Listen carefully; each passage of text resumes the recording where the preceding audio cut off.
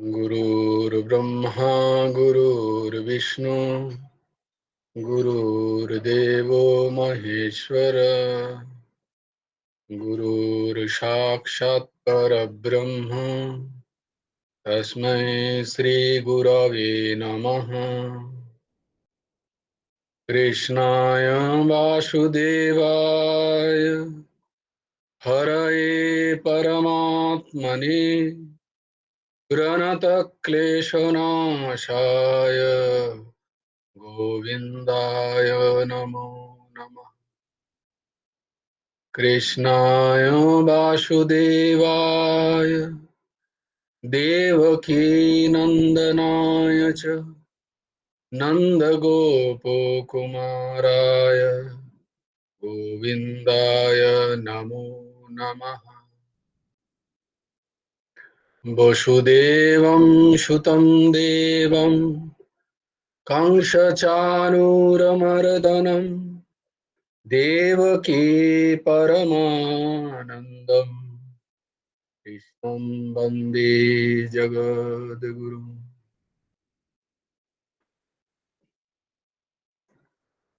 নবকুমার চতুষ্পাঠীর আরেকটি ক্লাসে তোমাদের সকলকে স্বাগত। আমরা যে শ্লোকগুলো কণ্ঠস্থ করছিলাম, আজকে 1 মার্চ 2025 দুটো শ্লোক আরো অ্যাড হলো, তাহলে হয়ে গেল কটা? 12 শ্লোক। 10টা প্লাস দুটো 12টা শ্লোক আমাদের হয়ে যাবে। আজকে আমি তাহলে বলে দিই এবং ওই দুটো শ্লোকও একটু মানে বলে দেবো আবার।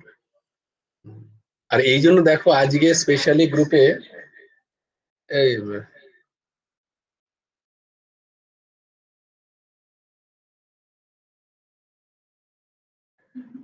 আজকে স্পেশালি ওই জন্য গ্রুপে আমি শ্লোকগুলো তার সাথে শ্লোকের মানেগুলোর সাথে দেখো আবার স্ক্রিনশট পাঠিয়েছি তোমাদের 12টা শ্লোকেরই। তো তোমরা অবশ্যই প্রত্যেক দিন চেষ্টা করবে ওই 12টা শ্লোক প্লিজ পড়া এবং তার মানেটা সঙ্গে সঙ্গে। খুব খুব বেশি হলে 12 মিনিটও সময় লাগবে না পড়তে। 12টা শ্লোক পড়ো, মানে বোঝো, মানেটাও আছে ওখানে এবং সেটা নিয়ে একটু চিন্তা। খুব পরিচিত শ্লোক। আর আজকে যে দুটো শ্লোক আমরা অ্যাড করছি, এটা আমাদের প্রভুর পরমহংস ঠাকুর শ্রী শ্রী হেমন্ত দেব জিউ বলছেন যে এই দুটো হচ্ছে তার তার কাছে এই দুটো হচ্ছে গীতার সর্বশ্রেষ্ঠ শ্লোক। গীতার যে দিগদর্শন, সেই দিগদর্শনের জন্য এই দুটো শ্লোককে তিনি পছন্দ করেছেন। না, আমরা প্রথম শ্লোকগুলো থেকে দেখে তারপরে ওই দুটো শ্লোকে যাব। হ্যাঁ, তো ঊর্ধ্বসীমা।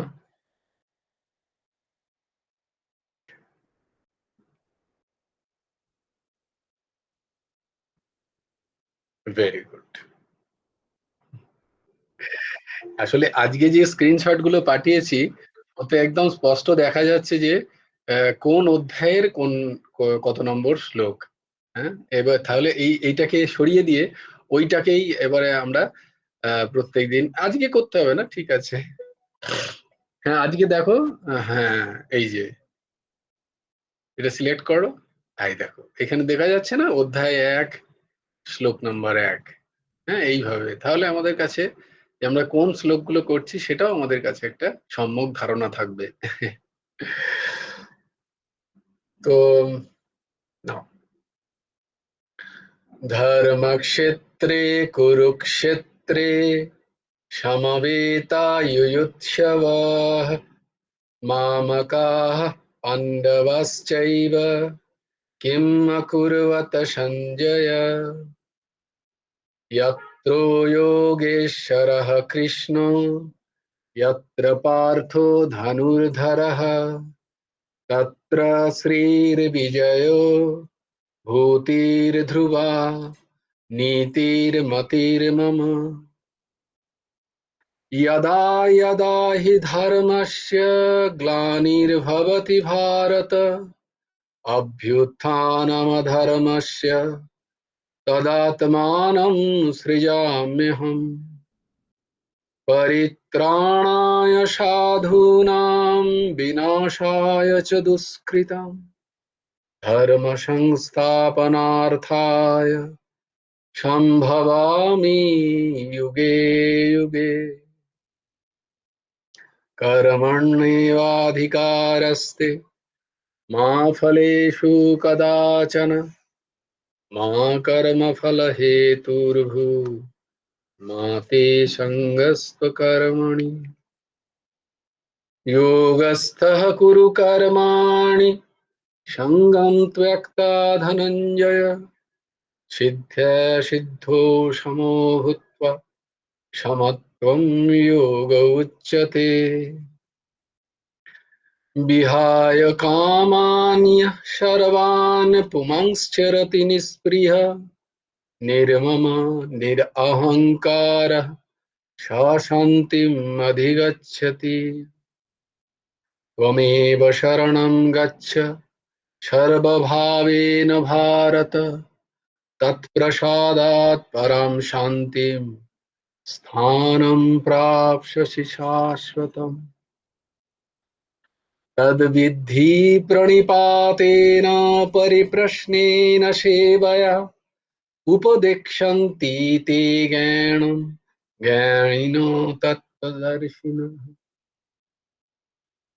श्रद्धावान् लभते ज्ञानं तत्परः संयतेन्द्रियः ज्ञानं लब्धा परां शान्तिम् अचिरेणाधिगच्छति।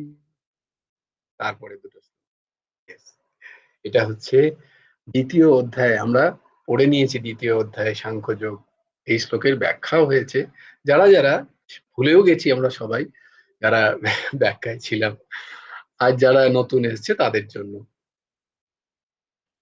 कार्पण्यदोषोपहत स्वभावः पृच्छामि त्वं धर्मसम्मूढचेताः यच्छ्रेयः सन्निश्चितं ब्रूहि तन्मे शिष्यस्तेऽहं साधि मां त्वां प्रपन्नम्। कार्पण्यदोषोपहत स्वभावः पृच्छामि त्वां धर्मसम्मूढचेताः यच्छ्रेयः सन्निश्चितं ब्रूहि तन्मे शिष्यस्तेऽहं साधि मां त्वां प्रपन्नम्। পরের শ্লোকটা 18 নম্বর অধ্যায়ের 66 নম্বর শ্লোক। सर्वधर्मान् परित्यज्य मामेकं शरणं व्रज अहं त्वां सर्वपापेभ्यो मोक्षयिष्यामि मा शुचः। सर्वधर्मान् परित्यज्य मामेकं शरणं व्रज अहं त्वां सर्वपापेभ्यो मोक्षयिष्यामि मा शुचः। তো ঠাকুর বলছেন, গুরুদেব বলছেন, পরম প্রভু পরমারাধ্য অনন্ত শ্রী বিভূষিত সদ্গুরু সচ্চিদানন্দ পরমহংস ঠাকুর শ্রী শ্রী হেমন্ত দেবজিউ তার গুরুমুখে গীতা উপদেশ গ্রন্থে বলছেন, গীতার সার এই দুটি কথা। আসলে তাই জন্য দিতে একটু দেরি করলাম তোমাদের, যদিও আগে দিলেই ভালো হতো। এই দুটো হচ্ছে গীতার সার, সত্যিই সার, গীতার সার। গীতা শেষ পর্যন্ত কি শেখাচ্ছে? এই সব শেখাচ্ছে, জ্ঞান যোগ, ধ্যান যোগ, কর্মযোগ, ভক্তি যোগ। কিন্তু ভক্তি যোগের যে পরাকাষ্ঠা, ভক্তি যোগের যে শেষ পর্যায়, সেইটা শেখাচ্ছেন ভগবান একদম শেষে। বলে এত কিছু আর আমি পারছি না বলতে তোমাকে, তুমি আর এত কিছু, তুমি এই শেষ কথাটা মেনে নাও, সর্বধর্মান পরিত্যাজ্য, সমস্ত কিছু পরিত্যাগ করে মাম একং শরণম ব্রজঃ, শুধু আমি এক, সেই একে শরণাপন্ন হয়ে যাও। অহম ত্বম, আমি বলছি তোমাকে, অহম ত্বম সর্ব পাপেভ্যো মোক্ষয়িষ্যামি মা শুচঃ, তোমাকে আমি সমস্ত পাপ থেকে মুক্ত করে দেবো। কিন্তু এত সোজা তো নয়, তাই না বলো? এত সোজা তো নয়।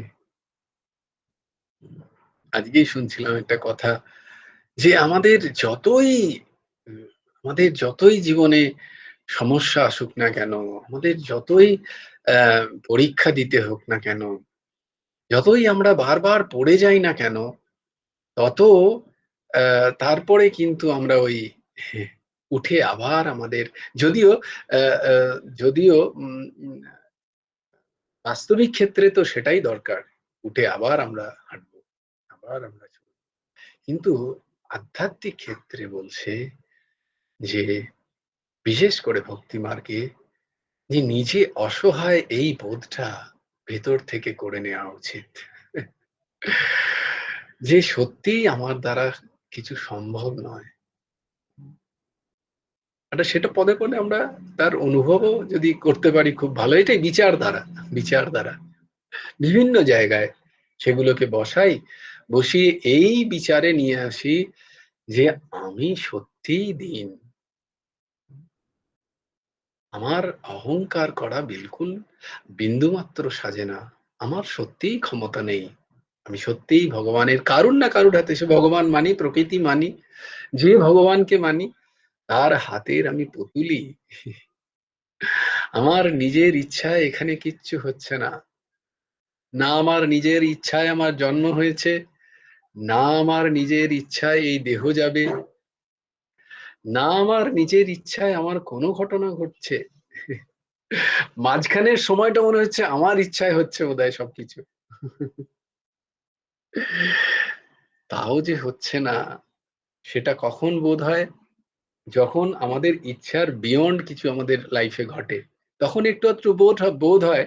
কিন্তু মায়া এমনই একটা জিনিস, সময় এমন একটা জিনিস, কাল এমন একটা জিনিস, আস্তে আস্তে আস্তে আস্তে আমাদের ভুলিয়ে দিয়ে আবার আমাদের অহংকারকে প্রতিষ্ঠা করে দেয়, যদি না আমরা সৎসঙ্গে নিমজ্জিত থাকি।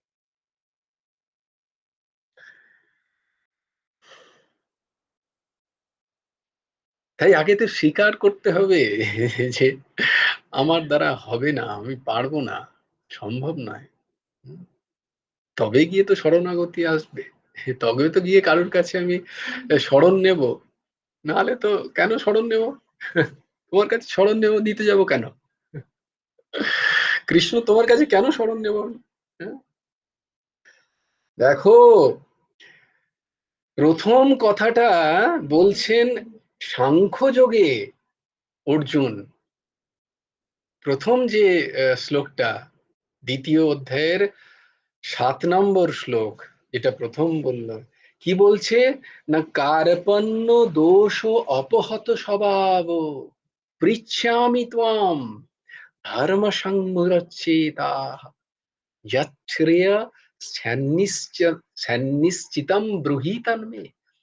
কি বলছি, কার্পণ্য দোষ হত স্বভাব, ভগবান বারবার বুঝিয়ে যখন পারছে না, তখন বলছে সত্যি আমি বুঝতে পারছি না, আমি এখন কৃপণ হয়ে গেছি, আমি আমার বুদ্ধিকে ঠিক করে চালাতে পারছি না। হ্যাঁ, এই যে দীনতা তখন একটু প্রকাশ পাচ্ছে অর্জুনের মধ্যে।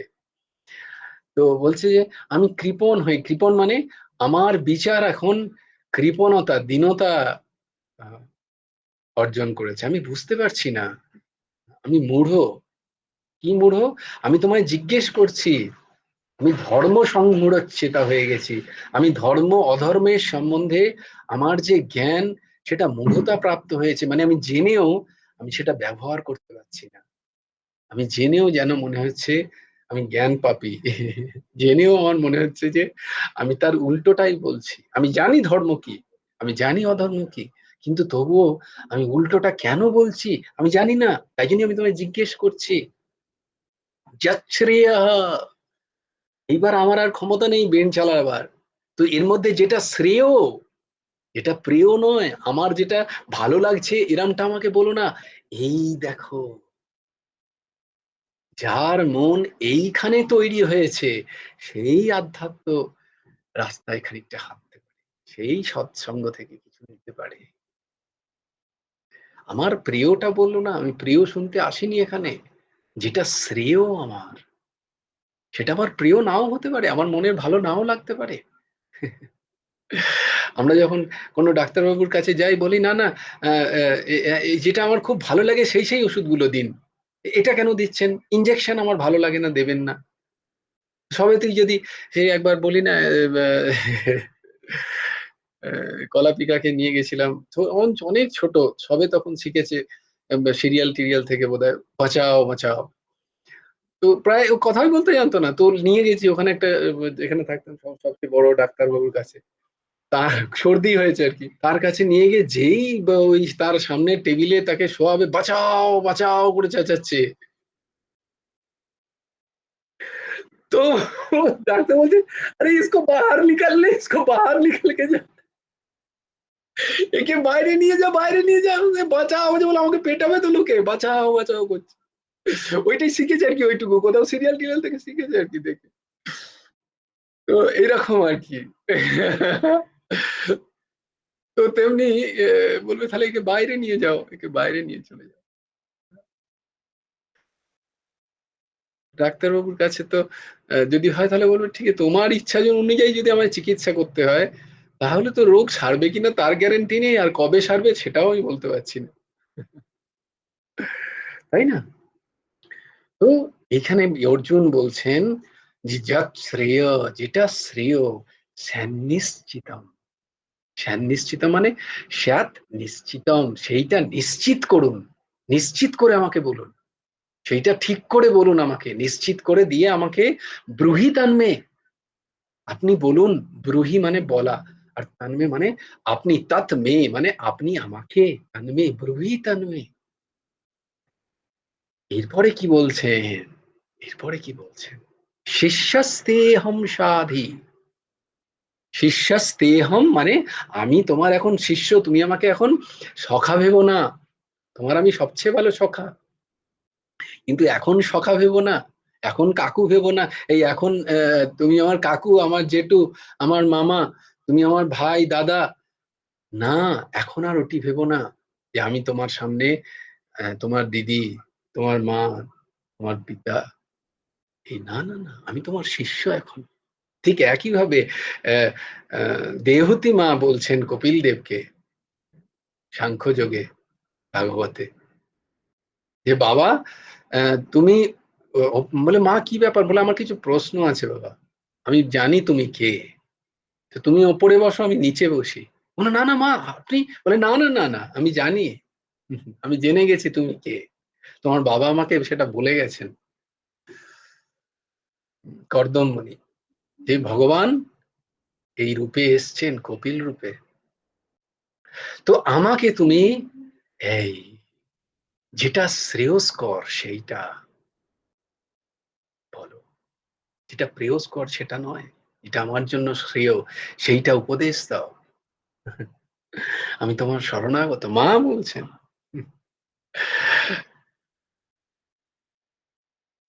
তাই আমি গেলাম হয়তো, না না না এ তো পিনাকি দা, বা এ তো দাদা, এ তো কাকা, এ তো জ্যাঠা, এই আমার মনের মতো কথা বলবে। প্রভু না, যদিও ঠাকুর সেটাই করে গেছেন, কারণ তার সামর্থ্য ছিল।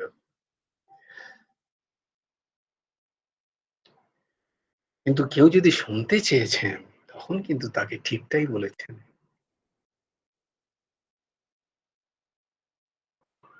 তো শিষ্যস্তেহম সাধি, সাধি মাম, শিষ্যস্তে মানে আমি তখন শিষ্য। তো বলছে সাধি মাম, আমাকে এবার শেখান আপনি। হ্যাঁ, তুমি শেখাও, সাধি মাম আমাকে শেখাও। সাধি মানে শিক্ষা দাও, মাম মানে আমাকে, সাধি মাম। এরপরে বলছে শুধু শিষ্য হলেই হবে না, শুধু শিষ্য হলেও যে গুরুদেব তোমাকে মন্ত্র দেবেন, কিন্তু তোমার যে জ্ঞান চক্ষুকে উন্মীলন করবেন, তারও তিনি বলেন না, না করতে পারবো না আমি শুধু শিষ্য। কারণ শিষ্য শিষ্যর মতো হয়ে আসেন না। যদি শিষ্যর মানে বুঝে কেউ শিষ্য হয় তাহলে তো আলাদা কথা। শিষ্যর মানে জানো? জোশ, যে গুরুদেবের সামনে নিজের শীষ, নিজের শীষ মানে শীষ মানে মাথা, মাথা মানে অহংকার, সেটা কেটে গুরুদেবের পায়ের সামনে যে রাখতে পারে, সে হচ্ছে শিষ্য পদবাচ্য। আমরা তো গুরুদেবের উপরই বলি, না না প্রভু এরকম না, প্রভু এরকমটা। হ্যাঁ, আমরা তো ওনার উপরে কথা চালাই। তাহলে আমরা কি করে পাবো, কি করে পাবো? গুরুদেব বলছেন হবে না। কি বলছেন তাহলে? মাম ত্বাম প্রপন্নম, মাম ত্বাম প্রপন্ন, প্রপন্ন হতে হবে, শরণাগত হতে হবে পূর্ণ মাত্রায়। প্রপন্নতা মানে পূর্ণ মাত্রায় নিজের সবটুকু গুরুচরণে অর্পণ করতে হবে। এইরম যিনি পারছেন, গুরুদেব বলছেন তাঁরই হৃদয়ের বন্ধ দরজা গুরুদেব খোলার জন্য প্রস্তুত হন। নালে ভাবেন কি জানি, আমি যদি অবজ্ঞিত হই, আমি যদি অবহেলিত হই, আমি হয়তো সাহস করে গেলাম শিষ্যের হৃদয়ে অন্ধকার দূরীভূত করতে। কিন্তু বলছে খুব বিপদ আছে। আমি কেন, কারণ আমার বিপদ নেই কেন, এই দাসের বিপদ নেই কেন? এক তো গুরু সহায়, চরম সবটাই গুরু সহায়, আর দ্বিতীয় হচ্ছে অনলাইনে সামনাসামনি হয়তো বলতে গেলাম কেউ দিল থাপ্পড় মেরে। কারণ আমার এইটা একটা সুবিধা, আমি অনলাইনে যা কিছু বলে দিতে পারি। সত্যি কথাটা সত্যি কথা সত্যিভাবে বলে দেওয়াটা খুব সোজা অনলাইনে, তাই না? অন্য জায়গায় হয়তো ঘর থেকেই বেরোনো না, লাঠি নিয়ে দৌড়ে এলো কেউ, দেখাচ্ছি তোমার মজা। গুরুদেব বলছেন, আমি বলছি না। বলছি এরম করতে গিয়ে অনেক গুরুকে, অনেক গুরুকে মার সহ্য করতে হয়েছে সমাজে। সত্যি কথাটা সত্যভাবে বলতে গিয়ে মার খেতে হয়েছে। তাই জন্যই তাই জন্যই বলি মহাপুরুষের কাছে গিয়ে মুখ খুলতে নেই, চুপচাপ শ্রবণ করতে হয়। তিনি যদি সেই স্তরের হয়, তিনি তোমার অন্তঃকরণ পড়ছেন, তিনি অন্তর্যামী, তার কাছে শরণাগত হও, প্রপন্ন হও, তার পা ধরে সবটুকু তুমি তাকে দিয়ে দাও। শিষ্যস্তেহং সাধিমাম ত্বাম প্রপন্নম। তাই গুরুদেব বলছেন এখানে শরণাগতিটার এত গুরুত্ব কেন?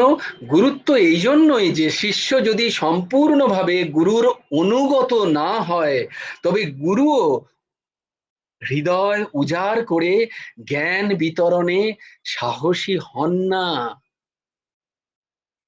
গুরু মনে করেন কি জানি, যদি উপেক্ষা করে।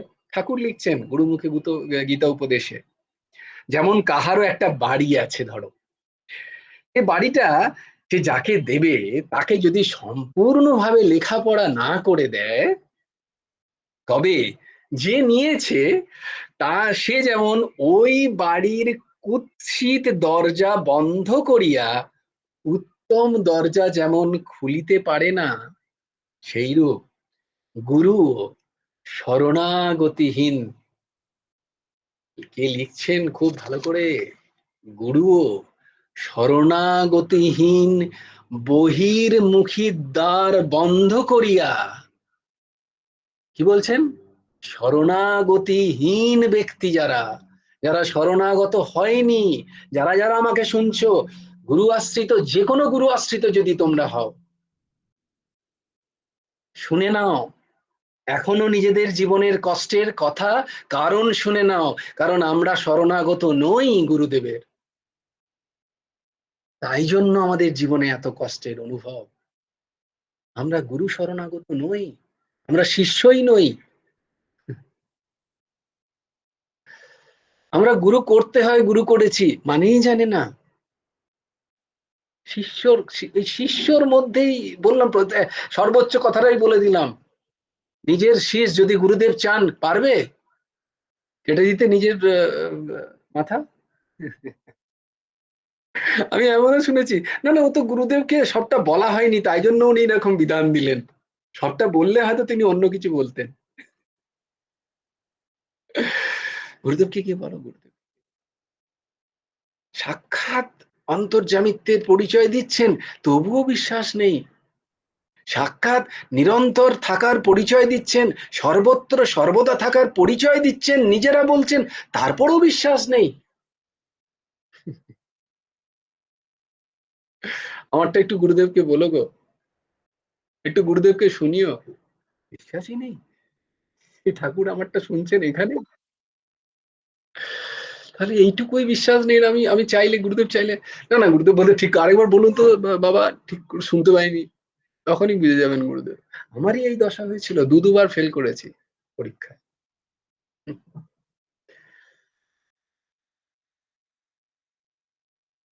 তো আমি তোমাদের আমি তোমাদের সব অনুভূত কথা বলছি। দুবার পরীক্ষায় ফেল আমি।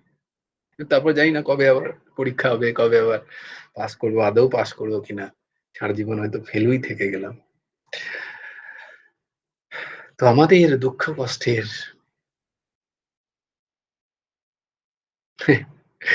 কেন? দুঃখ কষ্টের দায় আমাদের। সেই দুটো গরুর মাঝে, গরুর গাড়ির দুটো গরু গাড়ি টেনে নিয়ে যাচ্ছে, আর ঠিক তার মাঝখানে একটা কুকুর যাচ্ছিল। তো কুকুর ভাবছে, আমি বোধহয় খানিকক্ষণ যাওয়ার পরে ভাবছে, আমি বোধহয় গরুর গাড়িটা টেনে নিয়ে যাচ্ছি। হউ হউ করছে আর টেনে নিয়ে যাচ্ছে। মাঝখানে যে দুটো গরুর গাড়িটা টেনে নিয়ে যাচ্ছে, সে সেটা উপলব্ধি করছে না। আমাদের সব ভার যে গুরুদেব নিয়ে রেখেছেন, আমাদের সেই উপলব্ধি নেই। তো কি বলছেন, না, যদি শরণাগত না হও, তাহলে বহির্মুখী দ্বার বন্ধ করে অন্তর্মুখী দ্বারও খুলিয়া দিতে পারেন না, পারেন না। আমরা গুরুকরণ করলাম, ব্যাস, তারপর ভুলে গেলাম। গুরুর প্রতি কোনো শরণাগতি নেই, গুরুর প্রতি কোনো বিশ্বাস নেই, গুরু মন্ত্রের প্রতি সেই শ্রদ্ধা নেই যে এই মন্ত্রই আমাকে উদ্ধার করবে। এ তো, সে তো স্বাভাবিক একটা নর্মাল মন্ত্র, দু চারটে কথা আমাকে উদ্ধার করে দেবে, আমার সমস্ত দুঃখ কষ্ট মিটে যাবে, আমার সংসার শান্তিপূর্ণ হয়ে যাবে, সুখের হয়ে যাবে। বিশ্বাসই নেই, বিশ্বাসই নেই। তাহলে কোথায় সেই শক্তি তুমি পাবে? যে শক্তি দিয়ে গুরুদেব তোমাকে দিয়েছেন মন্ত্র, সেই শক্তি তোমার অনুভব হবে কি করে? তোমার তো বিশ্বাসই নেই তাতে। অন্তর্মুখী দ্বারও খুলে দিতে পারেন না। গুরুর সর্বপ্রধান কার্য, দেখো কি বলছেন, এই হচ্ছেন সদ্গুরু। গুরুর সর্বপ্রধান কার্য শিষ্যের সর্ববিধ তাপ দূরীভূত করা।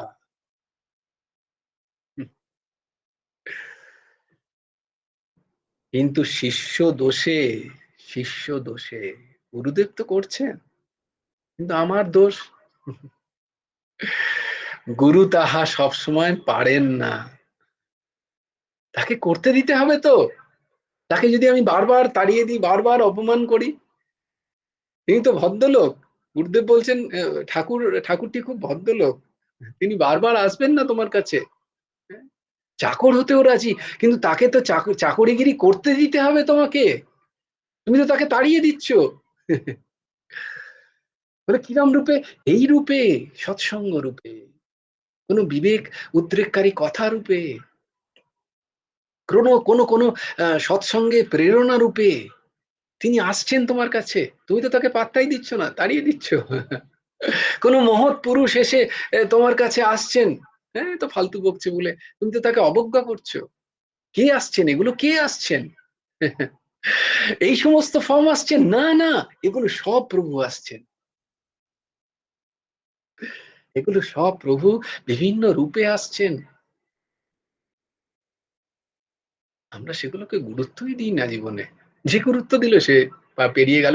এই সময়ে, এই সংসারে, এই ২৪ ঘন্টার মধ্যে, এই ৭ দিন, এই ১ মাস, এই ১ বছর, কয়েকটা বছরের মধ্যে সেও তো মানুষ। সে পেরিয়ে গেল। আমি পারলাম না কেন? কারণ আমি আমার বহির্মুখী দ্বারগুলোকে বন্ধ করতে চাইনি। আমি অন্তর্মুখী হতেই চাইনি। যারা বলে গেল, তারা শুধু বলেই গেল। আমি কিন্তু শুনে হৃদয়ঙ্গম করলাম না।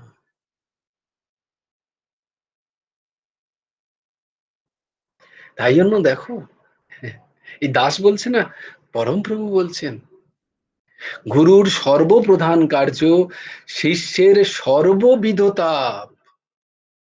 চিন্তা করো, তিনি তার দায়িত্বটা আগে বলে দিচ্ছেন যে আমার কি দায়িত্ব আমি জানি এবং আমি সেটা করতে সমর্থ। কিন্তু হচ্ছে না, বিভিন্ন তাপে আমি সকাল থেকে রাত্রি পর্যন্ত। এই দুদিন আগেই একজন বলছিল প্রচন্ড কষ্ট, সকাল থেকে বেরোচ্ছি রাত পর্যন্ত, তারপরেও কি টেনশন, কি টেনশন।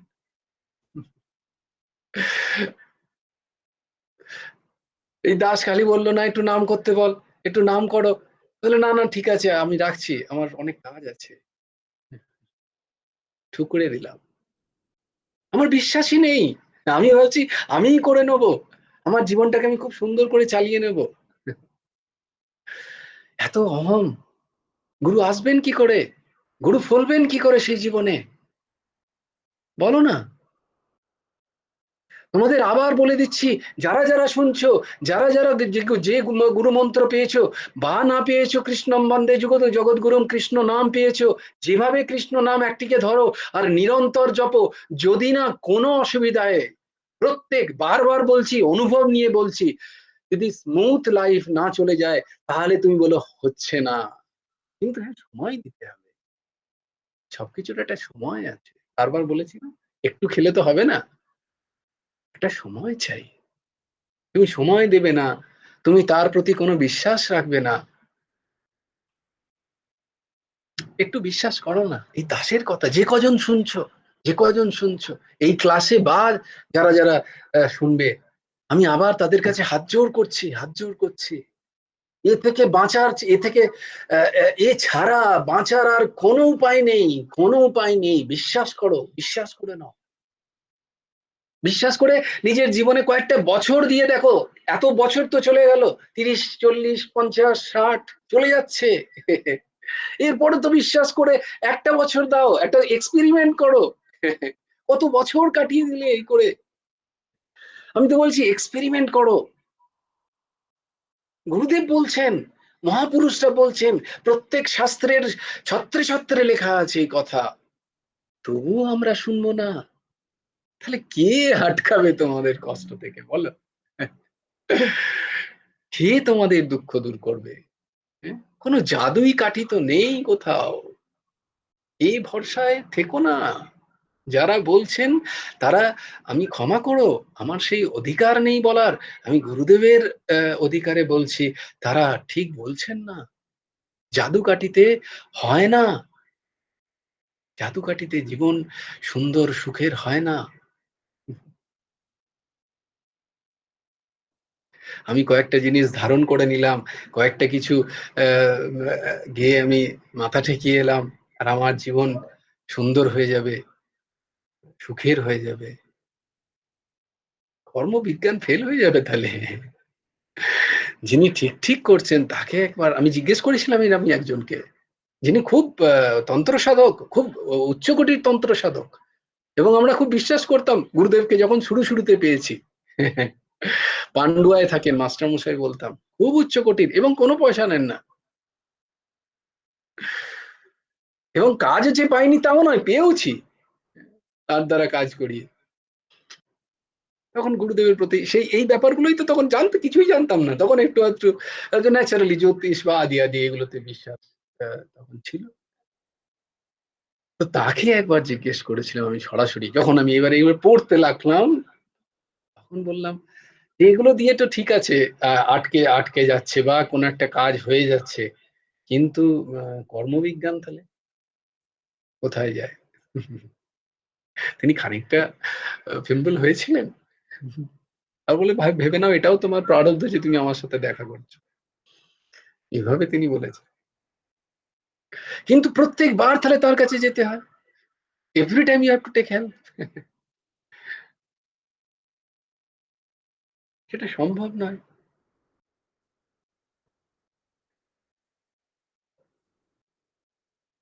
তারপর ঠিক প্রয়োগ হচ্ছে কিনা, ঠিক জানবে কিনা। এই যে দুদিন আগেই জানছিলাম যে ব্রাহ্মণ শব্দের একটা দারুণ অর্থ পেলাম যে ঋগ্বেদে ব্রাহ্মণ বলে একটা চ্যাপ্টার আছে ঋগ্বেদের। তো ঋগ্বেদ বেশিরভাগ এই যে যজ্ঞ হয়, এই যে ঘরে অনুষ্ঠান হয়, এই যত আদি অনুষ্ঠান তোমরা দেখছো, জেনে নাও। এই যেহেতু আমিও পেলাম, আমিও তোমাদের বলে দিচ্ছি, তোমরাও জেনে নাও। এই যে যত পুজো আর্চা, পুজো অর্চনা যত হয়, এই যে যজ্ঞাদি হচ্ছে, যেখানে যেখানে পুজো হচ্ছে, ঠিক সেই পুজো কিন্তু একটা বিধি অনুযায়ী হয়। যিনি ব্রাহ্মণ তিনি কোন বিধি অনুযায়ী সেই যজ্ঞ করবেন, সেই পূজা অর্চনা করবেন, সেটা তার শিক্ষা হওয়া উচিত। তার মধ্যে ওইটাকে বলা হয় ব্রাহ্মণ। ব্রাহ্মণ মানে অনেক ব্রাহ্মণ আছে, শুধু একটি ব্রাহ্মণ মানে বর্ণ নয়। ওই শিক্ষাটাকেই বলা হয় ব্রাহ্মণ। বেদের ওই একটা অঙ্গ হচ্ছে ব্রাহ্মণ অঙ্গ। এই ব্রাহ্মণ অঙ্গে বিভিন্ন স্তর, কৌশিকী ব্রাহ্মণ হয়, আদি আরো অনেক। তো প্রত্যেক ব্রাহ্মণ যদি সে ব্রাহ্মণত্ব কাজ কর্ম করতে চায়, তাকে কোনো একটা ব্রাহ্মণ মানে ওই ব্রাহ্মণ গ্রন্থের পদ্ধতির একটা তাকে শিখতে হয়। সেই পদ্ধতি অনুযায়ী যা জিনিস চাই, যেমন জিনিস চাই, যে বস্তু চাই, যে মন্ত্র চাই, সেই মন্ত্রেরই উচ্চারণ করলে তবে গিয়ে সেই কর্মকাণ্ডের ফল, যে ফলের জন্যই কর্মকাণ্ড করছো, সেই কর্মকাণ্ড কর্ম তোমার ফলীভূত হয়। নাহলে কিন্তু উল্টোও হতে পারে, আর কিছু নাও হতে পারে, আবার উল্টোও হতে পারে। তুমি যদি ওই ব্রাহ্মণ পন্থা অনুযায়ী যদি কর্মকাণ্ড না করো, এবং যদি বস্তুর প্রয়োগ না করো, ক্রিয়াগুলো যদি ঠিক সেই রূপে না হয়, মন্ত্রগুলো যদি উল্টোপাল্টা হয়ে যায়, তাহলে ওই যা করলে ওগুলো তিনি বলছিলেন যে এগুলো উঠিয়ে নর্দমায় ফেলে দেওয়া যা, আর ওই যজ্ঞ করাও তাই। বোঝাতে পারলাম তোমাদের আমি? আমি এর মানে কোনো কাউকে কিন্তু অসম্মান করছি না। আমি তোমরা আমি যে পাঠিয়ে দিলে তোমরা শুনতে, ডক্টর এইচ.এস. সিনহা তিনি বলছেন। এখন আমাদের তো এইসবের কোনো বোধ নেই। ব্রাহ্মণ হতে হবে, ব্রাহ্মণ তিনিই, পুরোহিত তিনিই হবেন যিনি ওই কোনো একটা ব্রাহ্মণ পন্থা নিয়ে তার শিক্ষা হয়েছে, তিনি সেই ব্রাহ্মণ পন্থা নিয়ে কর্মকাণ্ড করতে জানেন, এবং তার ঠিক শব্দের শ্লোকগুলোর উচ্চারণ করতে জানেন, ঋচার উচ্চারণ করতে জানেন, এবং তার পদার্থগুলো ঠিক ব্যবহার করতে জানেন। এইরামটি যিনি জানেন তিনিই ব্রাহ্মণ। আব্বা তাও ব্রাহ্মণ খুঁজতে যাবে, তোমরা বলবে আপনি কি এই ব্রাহ্মণের থেকে শিক্ষা বলে গেলে তোমরা, তাহলে ও হট বলে দিল তোমাদের, তোমরা ভয় খেয়ে গেলে। না ভয় খাওয়ার কিচ্ছু নেই। তো আমার বলার উদ্দেশ্য হচ্ছে শিষ্য হও, শিষ্য হও, শিষ্য হও। নিজে গুরু হতে যেও না। গুরু যিনি তিনি গুরুই, তুমি হালকা হও। গুরু মানে জানো তো, ভারী ভারী বস্তুকে গুরু বলা হয়। তিনি সর্বথা ভারী, তুমি হালকা হও, তুমি হালকা হও। কিন্তু শিষ্য দোষে গুরু তাহা সব সময় পারেন না।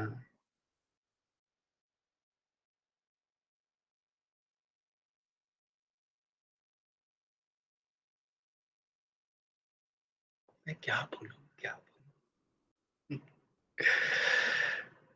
তোমাদের বারবার হাত জড়ি করতে পারি, সব বলা যায় না, বারবার হাত জোড় করতে পারি, শরণাগত হও শিষ্য। পারবে না নিজের জীবন নিজে চালাতে, দেখছো তো।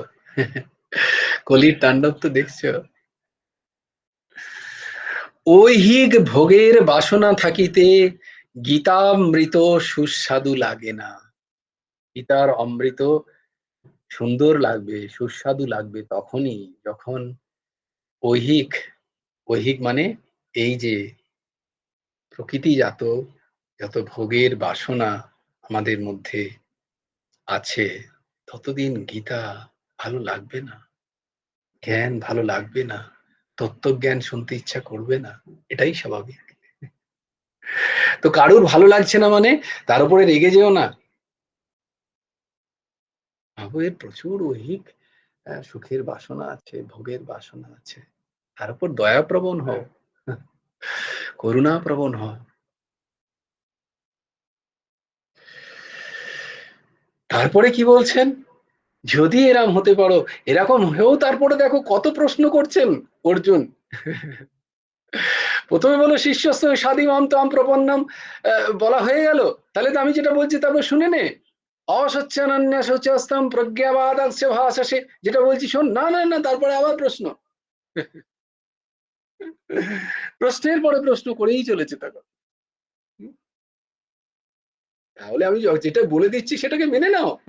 না, তার মানে আমি এখনো না শিষ্য হয়েছি না প্রপন্ন হয়েছি, তাই জন্য ভগবানকে জোর করে বলতে হলো অনেক হয়েছে, এসব ছাড়, তোর দ্বারা হবে না, তুই সর্বধর্মান পরিত্যাজ্য মাম একম শরণম ব্রজ। এই সমস্ত কিছু ত্যাগ কর। সর্বধর্মান মানে কি ধর্ম? নারী ধর্ম, পুরুষ ধর্ম, পিতৃধর্ম, মাতৃধর্ম, কুল ধর্ম, স্ত্রী ধর্ম, স্বামী ধর্ম, এইগুলো ধর্ম। ধর্ম মানে হিন্দু মুসলমান খ্রিস্টান নয়, এইগুলো ধর্ম।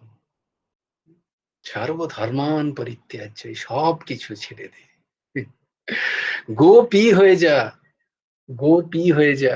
গোপী মানে, গোপী কেন বলছি, ওই জন্যই বলছি, গো আলাদা পি আলাদা।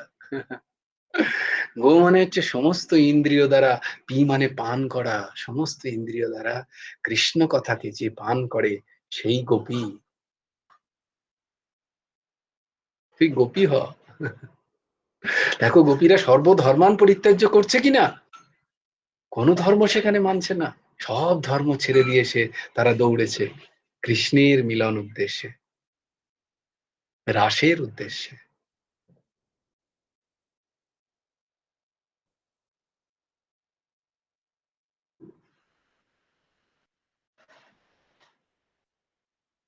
কৃষ্ণ দর্শন লালসা, কৃষ্ণ দর্শন লালসা।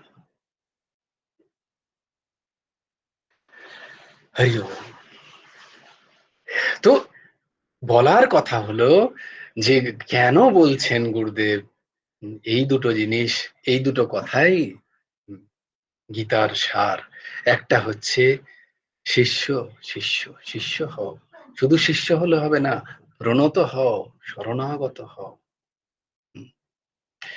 গুরুদেবের কথাগুলো মেনে চলার চেষ্টা করি আমরা। এই গুরুদেব এইভাবে গুরুদেব, গুরু আসেন, গুরু তত্ত্বরূপে আসেন। মেনে কি করি? তারপর সর্বধর্মান পরিত্যাজ্য মাম একম শরণম ব্রজ, সেই একের প্রতি শরণাগত।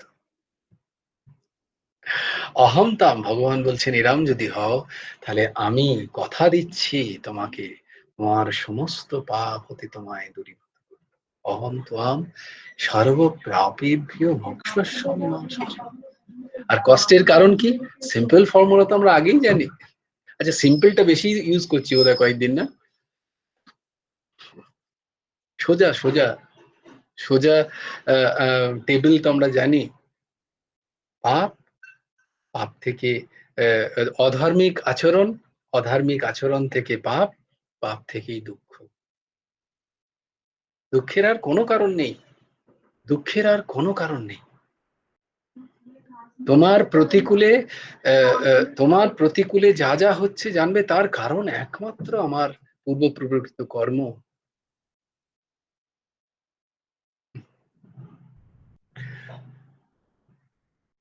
আর অনুকূলেও যা পাচ্ছ তাও জানবে তোমার ধার্মিক আচরণ, সেখান থেকে পুণ্য, সেই পুণ্য থেকে আজকে তোমার সুখ। তুইও বেশি দিন টিকবে না কিন্তু, কারণ ওই যে বলেছি, তাই জন্য সুখ এলেই ঘাবড়ে যেও, বরং দুঃখ এলে আনন্দ করো, আমার পাপ কেটে যাচ্ছে। সুখ এলে ভয় খেয়ে যাও, আরো কামাতে হবে, আরো কামাতে হবে, আরো দান। আরো ব্রত, আরো সাবধান হয়ে যেতে হবে। যখনই জীবন সুন্দর চলছে সাবধান হয়ে যাও। খুব নাম করো তখন, খুব নাম করো।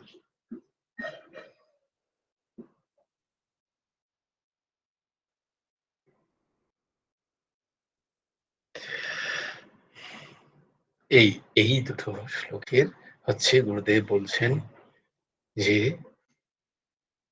গীতার সার। তো এই দুটো আমরা মুখস্থ করব। দেখো, যেটা আমি খুব অনেকটা বিস্তৃতি করে বোঝালাম, সেই দুটোই খুব ছোট্ট করে ওই কয়েকটা লাইনে লেখা আছে।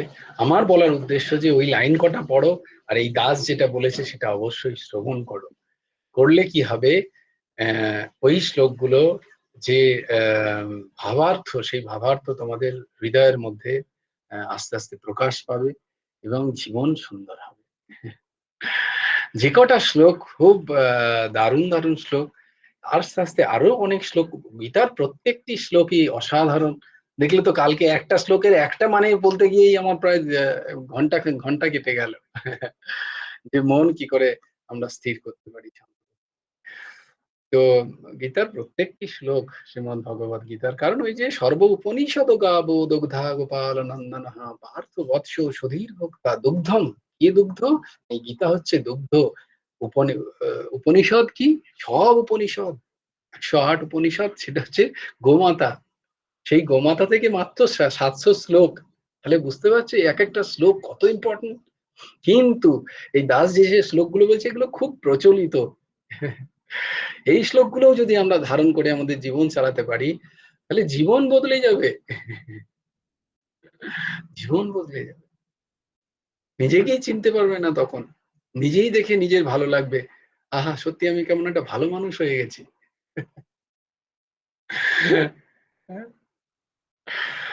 বেশ, সবাই ভালো থেকো, সুস্থ। এনি প্রকার কারোর কোনো প্রশ্ন?